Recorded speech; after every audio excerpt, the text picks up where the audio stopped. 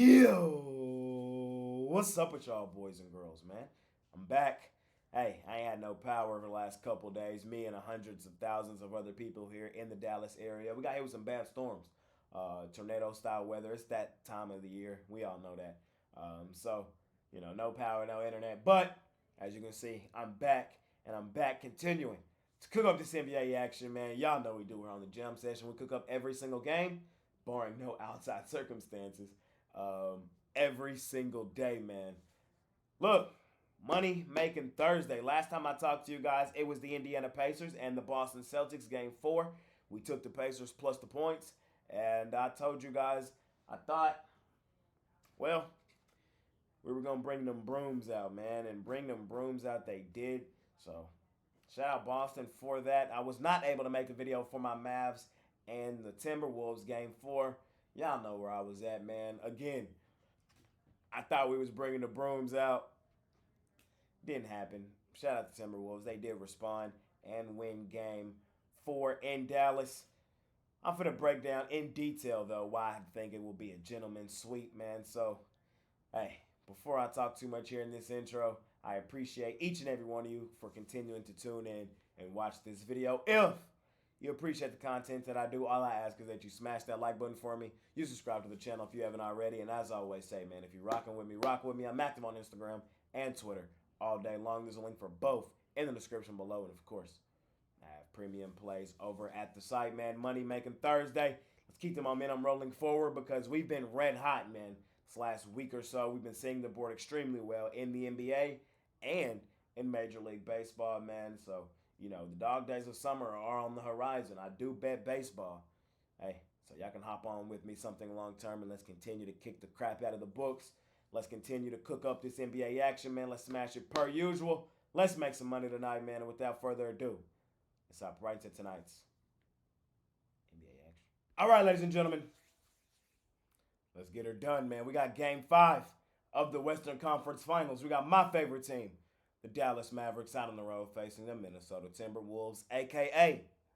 the House of Disappointment, man. The reason I call them that is you guys know, when you expect Minnesota to do something, 9 times out of 10, they never do it. They never do it. Hey, there's a reason they earned the nickname, the House of Disappointment. We've been calling them that for years now. So this is not something new. This is not something I just pulled out my ass. We've been calling them that. And it still has held true. Even in this series, game 1 and game 2, when they were expected to win, they didn't get it done. They finally won one as the underdog the other day. Look, I'm going to just repeat everything I've said here in the series, bro. I think the Mavs are the better team. I think the Mavs are the 2 best players in the series. Those 2 players in the series are shot makers, meaning they can hit just about any shot, tough situation, falling away, falling down, through contact. They can hit them. And Kyrie and Luka Doncic. I love Anthony Edwards. He's still young, and he's not necessarily a shot maker. He's a bucket getter. They're 2 totally different things. Anthony Edwards can go and dunk on you.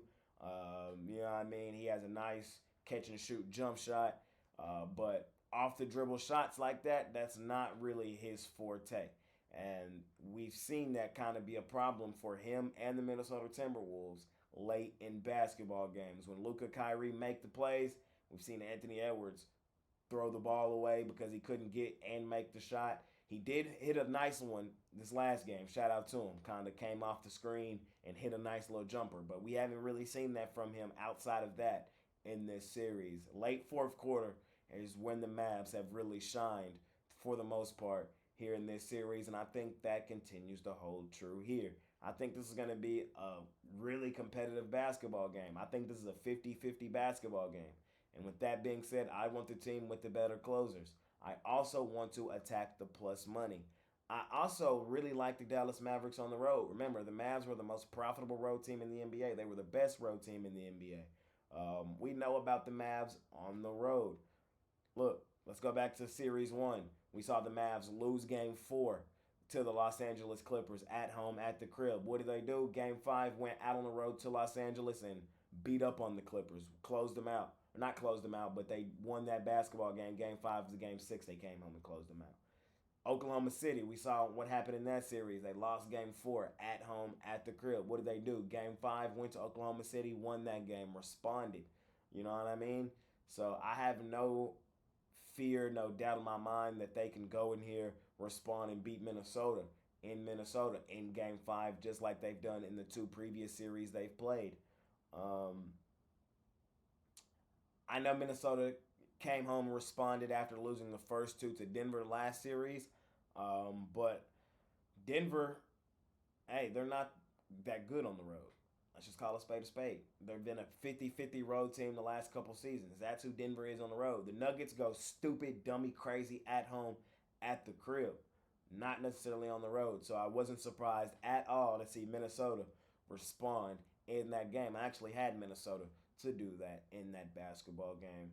The Mavs are a different animal, different monster, different story on the road, and they have been all season long. They've been really, really good on the road all season long, man. So ultimately, I know a lot of you are gonna just say I'm a delusional Mavs fan, and all I do is take the Mavs. I get it. But if you're actually listening to the words that I'm saying, I think I created a pretty perfect picture on why I think the Mavs have a very legitimate shot to win this game outright. I don't necessarily see Jaden McDaniels being Klay Thompson again. I don't necessarily see Naz Reid being Klay Thompson again. Karl Anthony Towns finally had a good game in game 4. He probably will have a decent game here, but I don't necessarily expect him to be that clutch from 3 late fourth quarter again. Look at what he's shooting for the playoffs. Terrible. So I think he probably returns a little back to the median and doesn't shoot as well from the 3 in this one. Would I be surprised if Minnesota won the game? I wouldn't be totally shocked, but you're going to give me plus 165 or whatever it is on the Mavs on the road where they have shown the ability to hoop against a team who they have the more experience against, and we've already seen them break them down 3 games in this series. Sign me up. That's ultimately how I see it. I'm on the Dallas Mavericks. Personally, I don't want the points. I'm taking them straight up on the money line. Total wise,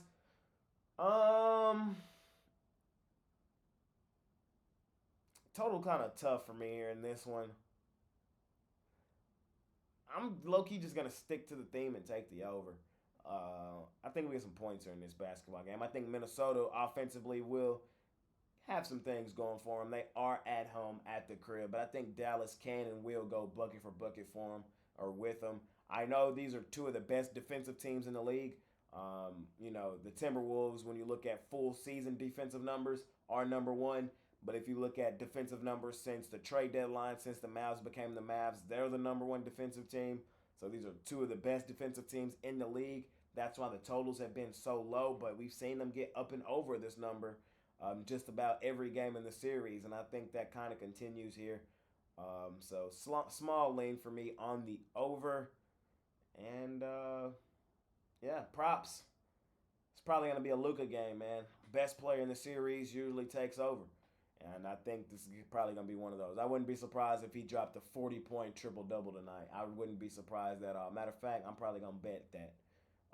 40-point triple-double loading for Luka tonight. Closeout game for the Mavs is ultimately how I see it. So over, Mavs money line, Luka. Crazy game, take his points, props.